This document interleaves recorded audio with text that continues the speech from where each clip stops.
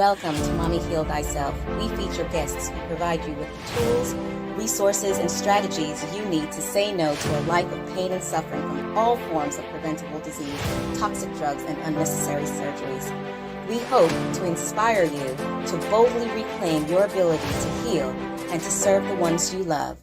Welcome, everyone, once again to another episode of Mommy Heal Thyself. And today I have this beautiful young lady with me.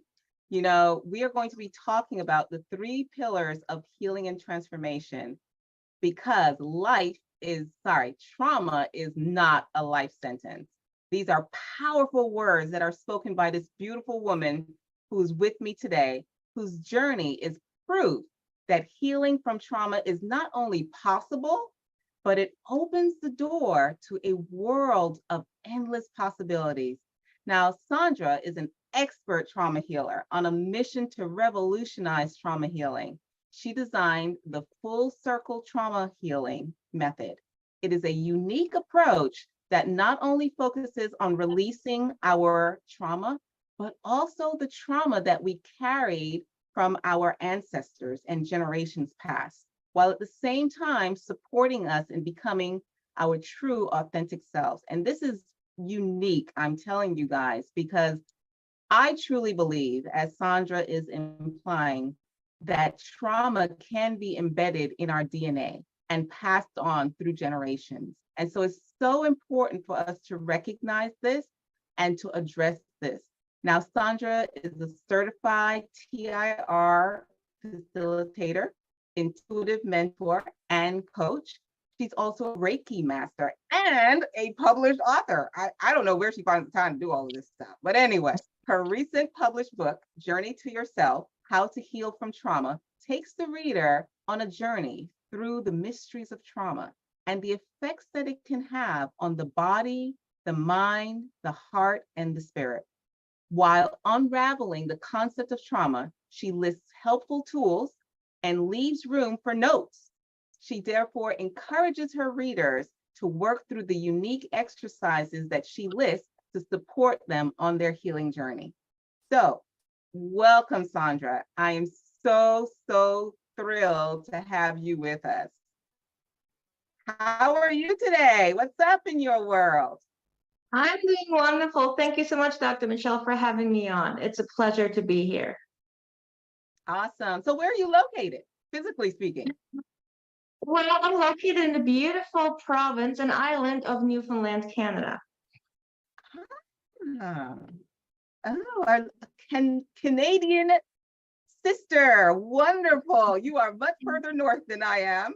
How are the fires where you are? Are you still getting the smoke and all that kind of stuff?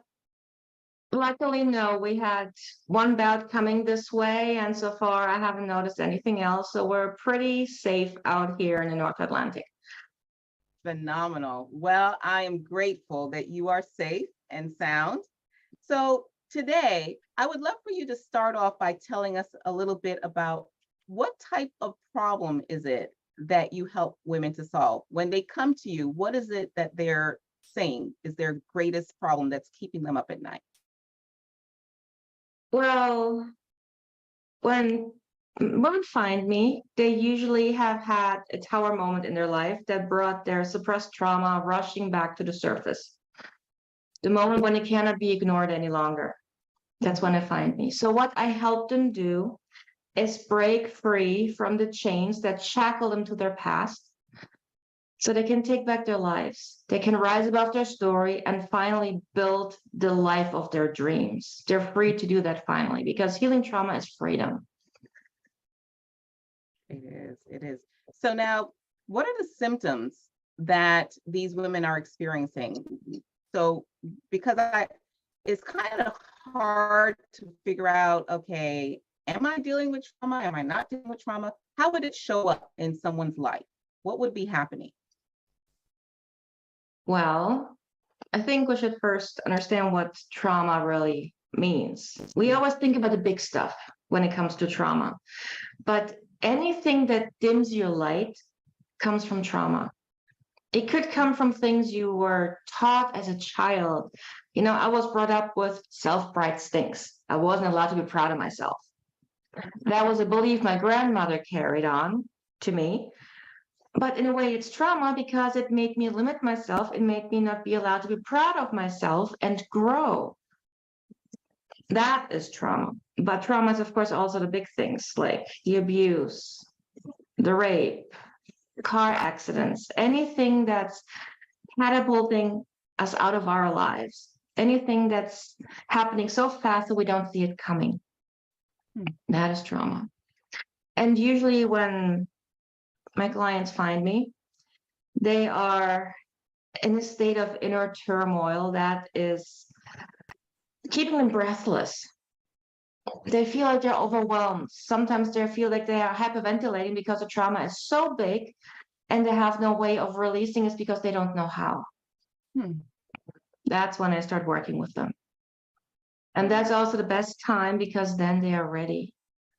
To truly heal from trauma, you have to be ready. You have to be willing to do whatever it takes to kick it out of your system.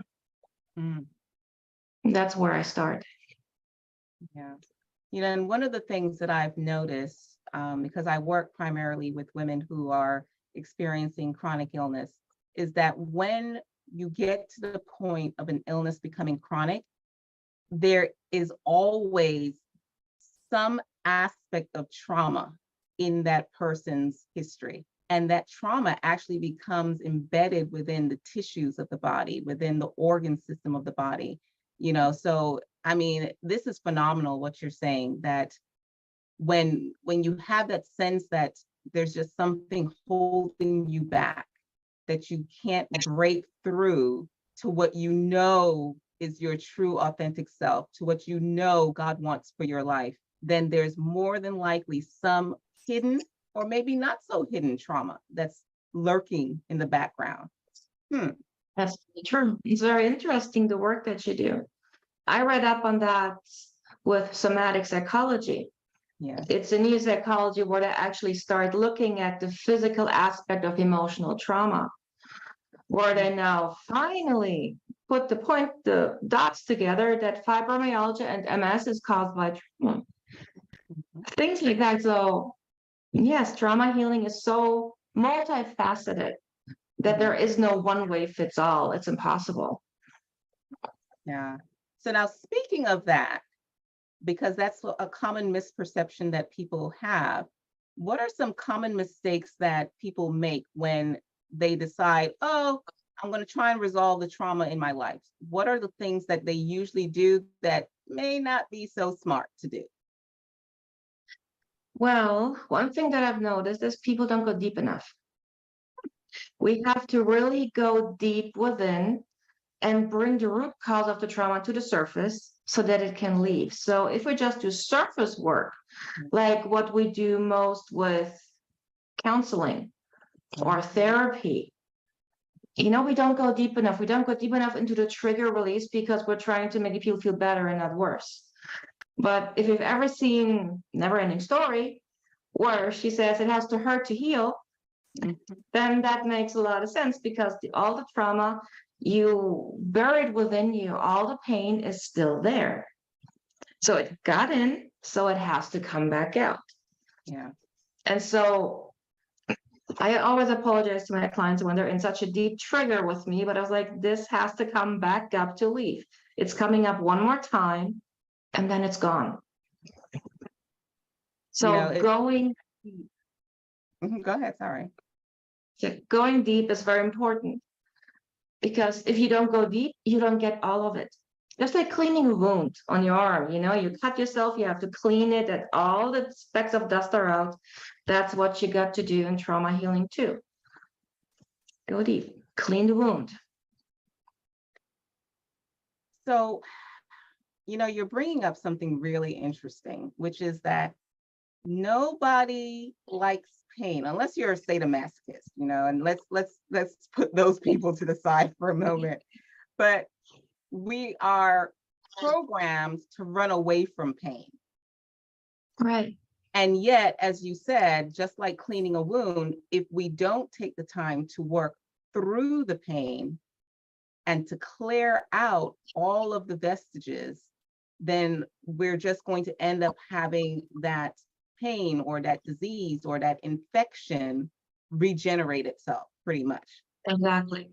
So what is the number one tip that you would give to women, in terms of how do you get the fortitude or the strength or the motivation to work through the pain instead of saying, that's enough, I'm good? What's the one tip that you would give us? Well, focus on what you want. Is there a reason to do this? Is it just because it feels uncomfortable, or do you have an actual reason? Like, have you noticed that the moment you're being truly happy, all the negative stuff comes up? Because you cannot have one emotion without the other. Mm-hmm. That's the balance in it. You cannot feel the positive without allowing the negative to come to the surface. So if you want to be truly happy, you have to release what is stopping you from being unhappy. But of course, you have to release that you're not, you realize that you're not happy in the first place. Right? So when you're not laughing like it's bubbling up like butterflies coming out of your stomach, there's something holding you back from doing that. Mm-hmm. And then you sit with that, and it's like, imagine your pain is another persona within you, another you. And this you that is in pain wants to be heard. So you could imagine looking at that person, at that persona, this other you, and let it talk. Let it tell you what it wants to tell you. Let it bring the pain that it feels to the surface so that you can release it and leave. Bring it out of your body and look at it. So now it's tremendous that you have been able to come to this point, to develop this methodology to be able to assist women. What is a book or a concept or a program or a TED Talk or whatever that has been, or an experience, a personal experience or a person that has been most impactful or inspirational to bring you to this point? Well, I would have to say it's actually a quote from Oprah. She was saying, turn your wounds into wisdom. And when I heard that for the first time, I was sitting down and actually looking at my own past, my own trauma, and trying to find the wisdom in that. What from my past could I use to help others? I was always a person who wanted to help other people. I was always the helper. I was always the one who was there when you needed someone. Even if it's a shoulder to cry on, someone to vent to, it doesn't matter. I was always there. So, but realizing that my own trauma could help someone else, even if it's not feeling so alone, that someone else experienced this too, that to me was so powerful that I wanted to heal so that I could be there for someone else, be that rock, be the strength they needed, be the inspiration. So that was it for me. That is so appropriate, because our listening audience, the women that I deal with, they are what I refer to as the Atlas caregivers, always consumed with being there for other people. And to be able to step aside, to give ourselves that sacred space to look for the healing in our journey is critical. And so what you're doing is not only essential, but it is divinely a blessing for the women that you're working with. Now, one of the things I would love to know about is, what are some of the things that occurred in your life that brought you to this point? So like, I know in what inspired me to write my first book, Mommy Birthing the Goddess Within for Our Children's Sake, are all of the different interactions with my children. I think my children from their birth have been my teachers, and different experiences with them have brought forth some of the most traumatic areas of my life. And yet, as you said, those areas open the doors to me being able to bring forth a new version of myself. So is there something similar for you that has inspired this journey for you to decide to become a helper for other women in their journey? Yes. Well, the answer to that is in my own healing journey. Mhm. I was molested when I was 12, sexually harassed at 14, bullied in school from 16 to 17, sexually assaulted multiple times between the age of 19 and 25, raped at 22. And when I was in my mid-20s and I went to see a psychologist, I was dismissed with the words, "I believe you already worked through it all. What am I supposed to do?" Okay. And this is not that unheard of. What I've learned, even with my clients, that most therapists, counselors, psychologists, they're not trauma informed enough. Mm. They go into their profession for the right reasons to help, but without healing their own trauma. And at some point, they either get totally burned out by the stories they hear, or they get triggered because the story is too similar to theirs. Right? And I was like, this can't be happening. If my counselor or psychologist cannot handle my story, how am I supposed to? Hmm. That was the driving force, which means I found my own way into healing. Mhm. I had to, to decide if I want to stay rock bottom or climb back out. Hmm. Well, something made me climb out, I guess, because I'm meant to do this work. Because to be honest, I can't imagine doing anything else. And I learned so much about trauma. I learned so much about what really has to happen. You don't find this in any book. Well, mine maybe. But this is so much in depth, from a trauma survivor for a trauma survivor. I call myself an expert because I lived it. And because I found my own way through. I found the roadmap. Mhm. And I was like, I could never keep this to myself. This is so important to share, because if we can heal ourselves, we can prevent the next generation from growing up traumatized. If we're empowering ourselves, we automatically empower our children. We don't drag them down with the beliefs our parents and grandparents raised us from their traumatized view of the world. No, we see the empowered, healed view of our world. And our world is what we raise our children in. And I see this in my son. He's 10 and he is so loving and giving and just, and well, he's a rascal too, but all kids aren't. But the passion, the love, and the patience how I raise my son with, it shows. And this is the best gift we can give our children, is healing our trauma. Because we Absolutely. can change the world with that. Sorry. Absolutely. Absolutely. It's always, for our children's sake. So now, what is one valuable free resource that you can direct our women to that will help them further in their journey to heal from trauma? Well, what I would love to invite you to is check out my free mini series on how to release emotional triggers. Oh. I made an in-depth, well, bite-sized series, 3 videos, where I explain my own process that I used when I started my healing journey and still to this day, because every once in a while, everybody has that odd trigger come up. But if you can recognize it right away and deal with it properly, it's an easy journey. Exactly. And that's something I would love to share.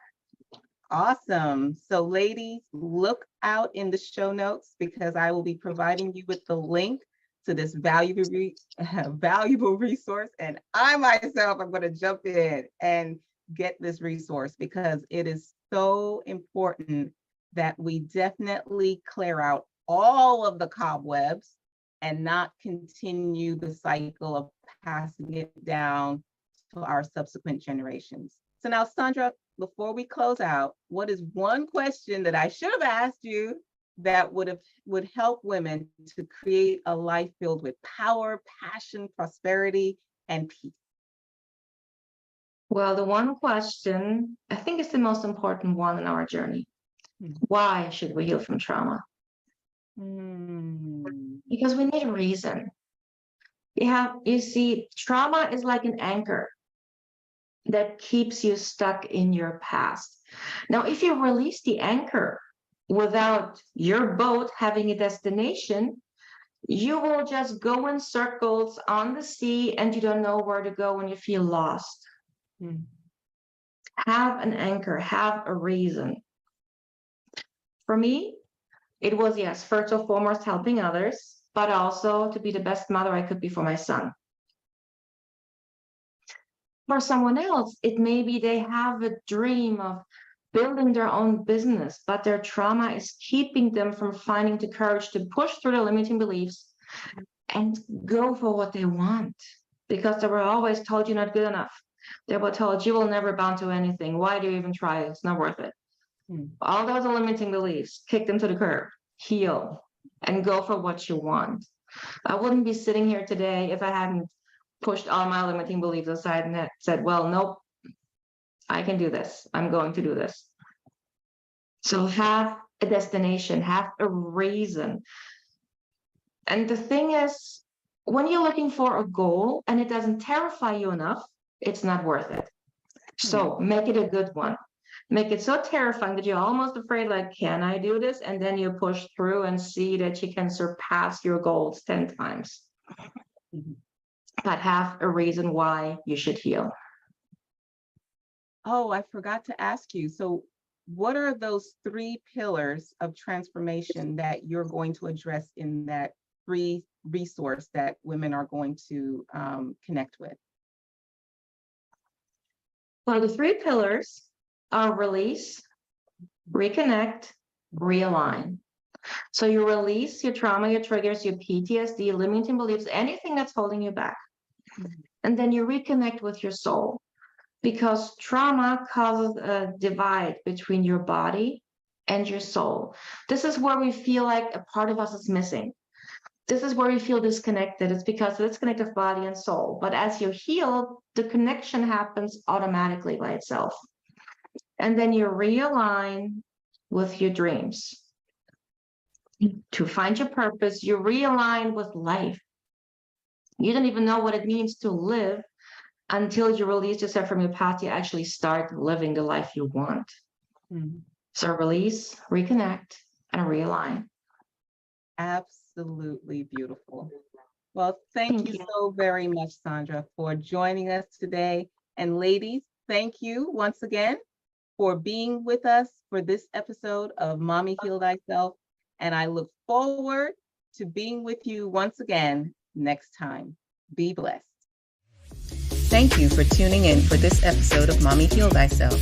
If you like what we're doing here, please share, subscribe, like us, and leave a comment.